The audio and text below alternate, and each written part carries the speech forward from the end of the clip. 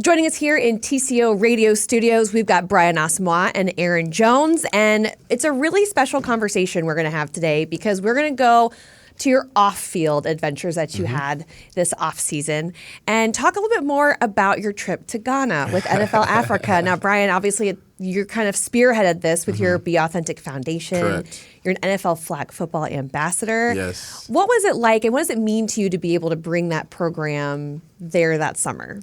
Honestly, it's an unbelievable feeling because I always tell this story. When I was 10 years old and I lived in Ghana, you know, when I said football, they thought soccer. And then now going back, you know, you say football, they're like, okay, I get what it is. So to see the growth, the transition of like how American sports have transitioned to Ghana, it's amazing. And I'm happy that I was able to, you know, bring a couple guys that I, you know, are really close with on the team, and some guys just probably live next to me too. So it was even a wonderful feeling just being able to just go back, give back to the youth because they deserve that opportunity to try a new sport, but also like have the opportunity to play it at a high level. Right, because you brought Jordan Addison and Aaron Jones. Yes. Aaron, you making a significant contribution to Brian's foundation. Definitely did. Which helped with the invitation to come. So what part of it, I mean, you worked it into your schedule, which was not easy. So why was it so important for you to do, not only to donate, but to be there in person? I seen what he was doing on a big scale, and that's part of what I want to do is give back to the kids and give the game back as well, be a resource and use my platform in that way. And BA had called me. He was like, "Hey, you want to come to Ghana? I'm doing a camp."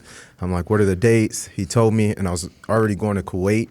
So I just called my marketing people. I'm like, "Hey, I want to go to Kuwait.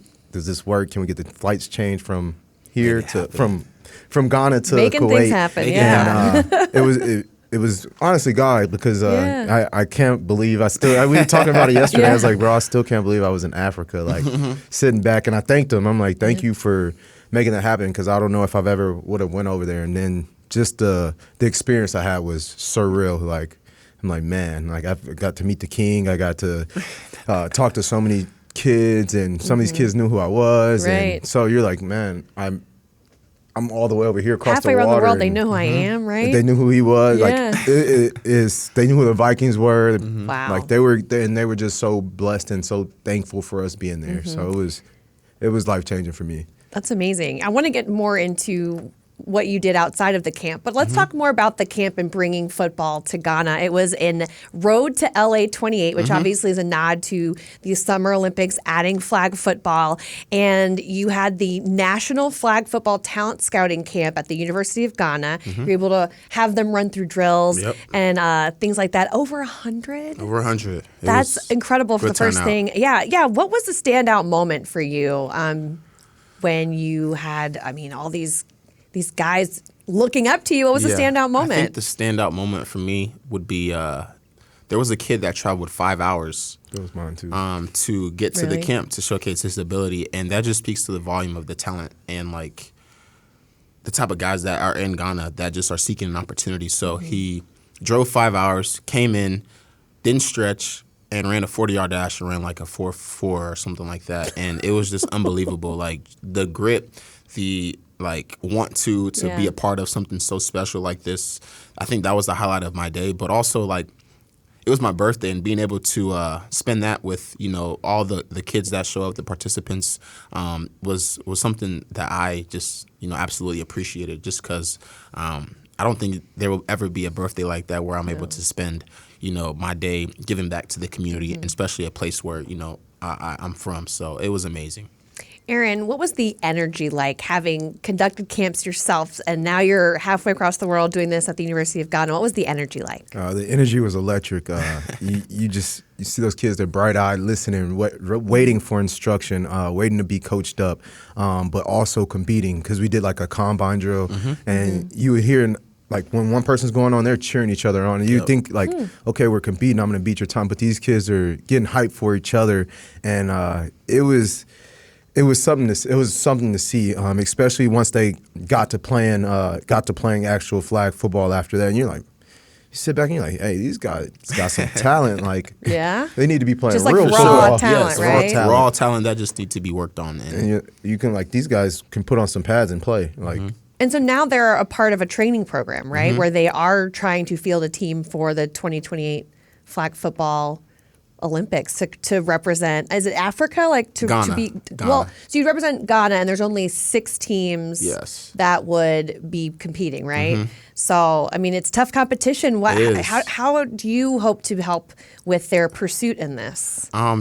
I think it's just always just giving back. I think now we've set up an infrastructure. The Be Authentic Foundation has, found a way to, give these guys resources, a pitch to practice on, coaches to help them advance their skill set. So that's kind of, my way of helping is just setting up the Be Authentic Foundation. And now my brother has done a tremendous job of, giving guys tasks to, make sure that these guys are getting better every single day. Not to mention the cleats. Oh, yes. 200 yes. cleats from the Vikings.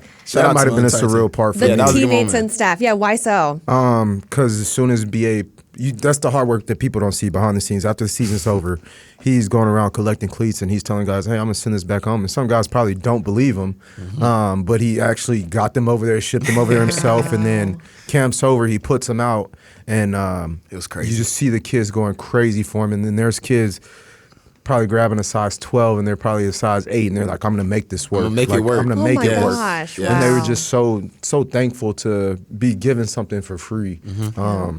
Dang. And even that kid who he was talking about who ran the 4.4, he ran that in no cleats. Yeah, shoes. No stretching, just tennis shoes, hopped out there and ran. I mean, you probably didn't even believe your eyes at that point. You're like, Nah, is this stopwatch working? He ran it twice. So he ran it Yes. twice. So we're like, Oh my gosh, that's crazy. I mean, so clearly, like the talent is there. You're Talent working is on helping them learn the drills, like the actual game itself. How do you hope that what you're doing there, and maybe the Olympics is a possibility, even if it's not? What do you hope this does for the sport of football in Ghana? I think it's just lifelong impact. It's bigger than just the Olympics. It's, creating an atmosphere where, kids like me can say, okay, I want to play this sport, and it actually come to reality. You look at the NFL right now, there are, a lot of players that are from Africa, a lot of Nigerians, a lot of actually, a small amount of Ghanaians. So, what I want to do is to give Ghana a platform to say, hey, we've got the talent there too, and the NFL should come, look out for the players there. So that's kind of my main objective, is to continue to broader the perception of players in Ghana, so that they're once given the opportunity to change their family, like I was, with the football, how I was able to change my entire family. And I just look at, those kids in their eyes and say, man, you got the talent, but you just can't get the exposure. It's crazy to me. So giving them the exposure to change not only their lives, but their family's life is something that, I just love, because I know how I was able to do that for my family. Now, the camp was obviously a big part of this, but you were able to experience Ghanaian culture. Yes. What was something that stuck out to you as wow, I'm never going to forget this moment? I would probably say meeting the king. I don't know how many people get the opportunity to meet a king. A king, yeah. And then just to sit there, listen to him talk, and he thanked us for coming, and he's like, you guys don't have to do this, but you're doing it out of the kindness of your heart. He thanked BA. And then also the sports ministry. Oh, yes. Everything goes through a sports ministry, so we got to meet with them as well. Nice. See how they do it there and what goes into it. And just how it's a little different from the States. Like everything is, and they're building it up there. So it was cool to see. And then I would say just walking the streets as well. We were Yes. getting food on the street. They Chibom. Chibom. Okay, what is that? It's basically like a fried egg, Okay. with a sweet bread. Oh. And yeah, it's done right in front of you. So we Cook it right there. Yeah, I took them boys out. Probably it was like 6 or 7 a.m. and we're just standing out there. And like how Ghana is, like they're cooking on the street, like the main street. So probably walked a couple blocks down from a hotel and took them to the spot. And the lady's literally making it right there in front of us. Like, wow. And it was delicious. And I think everybody that was Sounds so so good. friendly. Yes. Like, Really, yeah. so friendly. There's no violence there. It was. You're like, man, I told you, I'm definitely coming back. So. Oh, yeah. I mean, as someone whose parents immigrated from Ghana and meeting the king, like what kind of a moment was that be able to share with your parents? It was a good moment. So my family's actually from Kumasi. So we were actually in Accra. So I met the Accra King. My next goal is to meet the Kumasi King, which is Nana Gotcha. Osei Tutu II. And that will hit much harder for me because my family comes from that distinct culture, Right. that Seko tribe. You know what I'm saying? That just those tribes. So I can't wait. But honestly, Yeah. just meeting him too was just amazing. Seeing how important he is to the Ga culture. It was good. How do you think this trip, Aaron, changed your perspective on football outside of the United States? The game is growing globally, and that's part of why I wanted to go there, to help spread it as well. But you have guys who are interested in playing, who may not just have that resource to make it over to here or make it over to college in the States, which is BA is providing that now, which is so cool to see. But there's a huge interest. They know who the top guys in the NFL are. I follow some of them on Instagram. You see How them many times did they ask you about Justin?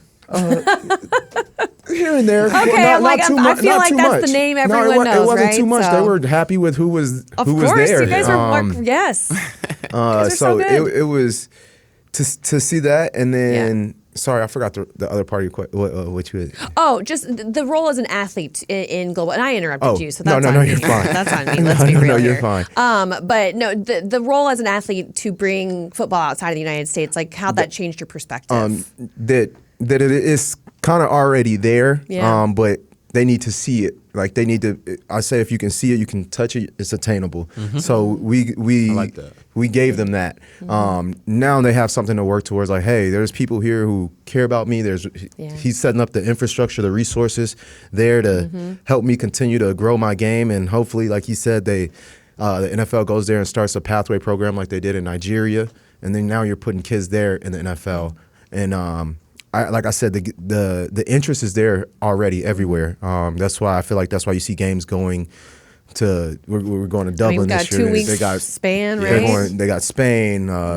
Heard possibly in the future Dubai, things like that. Sheesh. So Oh, that's the Maybe first one day I've in heard Ghana. that. One day, right? so one day in Ghana. One but, day in Ghana. Yeah. What? How can fans and the community help you out, Brian, with this? How can they be a part of this growth of football? Okay, so one way to help is first follow the Be Authentic Foundation page on Instagram. It's literally Be Authentic Foundation. And then also I have a website called the BrianAsamoah.com website. And through that, you'll also be able to see all the things that we've done, our mission, and how we plan to continue to serve the youth out there in Ghana. And then also there's a nice donation link. So we appreciate donations to help this cause, because you might not see the impact now, but you will see it one day when you see a guy, with the last name of Asamoah or, Ajimai or whatever it is, playing in the NFL or even college, giving these guys resources and opportunity to play at another level. That itself is huge because, again, they don't get that luxury of 247 Sports or, a college coach going to recruit them in state. Right. So, man, you might not see it now, but one day, you'll look back and be like, wow, I helped this kid get to where he is. So.